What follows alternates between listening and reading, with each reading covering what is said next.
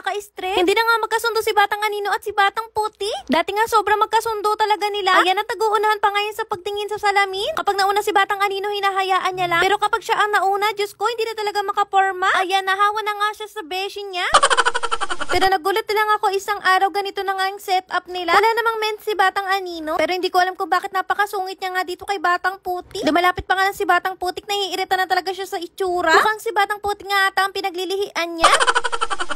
Tignan niyo naman, oh, galit na galit talaga. Kahit anong lapit ni Batang Putik, ayaw niya talaga makita ang pagmumukha. Noong nakaraan nga, okay pa sila. Ayan, nag-model pa nga sila netong Squid Game jersey natin. Magkasundo pa nga sila dito. Tingnan niyo naman, magkatabi pa. At sa tuwing nakalagay nga sa cage si Batang Anino, talaga naman todo bantay siya. Kapag may lumapit, talagang pinapaalis niya. At ayan, talaga naman noona, gustong-gusto niya talaga kay Batang Putik. Pero nung nakita niya nga si Charlie, bigla na lang nagbago ang lahat. Nakita na nga ata niya ang true love niya. Kamukhang-kamukha niya kasi itong si Charlie. At medyo mas maliit lang sa kanya. Kaya nga siguro nagsusungit si Batang Anino kay Batang Putik. Bigla ngang hindi na siya bet. Abay, grabe naman talaga kasi kapogi nitong si Charlie. Nanggigil nga din talaga ako na nakita namin siya. Kaya lang wala nga silang pag-asa ni Batang Anino kasi wala na siyang ball. Kaya naman hanggang crush lang siya ni Batang Anino. Kaya naman kawawa nga si Batang Putik ngayon. Wala nga pumapansin sa kanya. Birthday niya pa naman bukas. Uy guys, huwag niyo kalimutan batiin si Batang Putik ha. Mag 1 year na din siya sa amin. Pero mauuna yung birthday niya. Ayan, no, grabe, napakapogi. Hindi ko nga in-expect na magiging ganito ang itsura niya ngayon. Super lago talaga ng buhok niya. Kapag tumingin nga siya sa salamin, hindi niya na talaga makilala ang sarili niya. Ayan siya guys, dati tignan nyo. Super payat niya nga dito, tsaka kalbo. Eto nga yung time na nagpapagaling pa siya. Hindi niya pa nga namimit si Batang Anino neto. Kaya naman napakalungkot talaga, tignan nyo. Halata mo talaga sa dog kapag malungkot eh. Pero unang pasok pa lang sa bahay, Diyos ko, pinasakit na ang ulo ko. Ayan, tignan nyo, nangupit lang naman siya ng sausage. Imbis na meron kami pang free sa inyo, wala na. Inubos na po ni Batang Putik. Dito nga lang siya sa may sala namin ito. At eto na nga na magaling na siya. Talagang naging nag-BFF sila ni Batang Anino. At ayan, inagawan pa nga si Batang Anino ng daddy. Kapag nag-away sila, talagang sumbong agad siya. At ayan, paano nga ba naging ganito kalago ang buhok niya? Tapos na nakuha namin, ganito siya. Sabi ko nga sa inyo, dalawang product lang talaga ang ginamit ko. Eto nga yung KMD Anti-Tick and Flea Soap and Spray. Grabe, 1 week pa lang nakita ko na talaga yung result. Twice a week ko nga siya pinapaliguan nito. Kaya grabe, ang bilis humaba na buhok niya. At eto, papakita ko naman sa inyo yung spray. Si Kisas nga may hot spot dito. Kaya naman ginamitan ko siya nitong Anti-Tick and Flea Spray. Nakakatanggal din kasi ito ng mga redness. Ayan, at eto naman yung sumunod na araw. Nakita nyo, grabe na wala na kaagad yung pula. At para magtuloy-tuloy na yung galing niya, eto, i-sprayan ulit natin siya. Ganyan mo kabilis makikita yung result. Kapag bumili kayo ng product na to, bundle na siya at sobrang affordable lang. Kaya naman, ayan, tignan nyo, napakaganda na ng itsura ni Batang Putik. Wala pang month. Pero ito, mga 5 months na siya nito sa amin. At eto nga itsura niya ngayon. Na-maintain nga namin yung buhok niya mahaba. Kasi diba meron din tayo pang tanggal ng buhok. At ayan, mukhang ilang oras lang, ibati na kaagad sila ni Batang Anino. Masungit nga lang ata si Batang Anino kasi inaantok pa. Kasi ito nga si Batang Putik, walang ginawa kundi mangulit. Yan tuloy naiirita sa kanya si Batang Anino.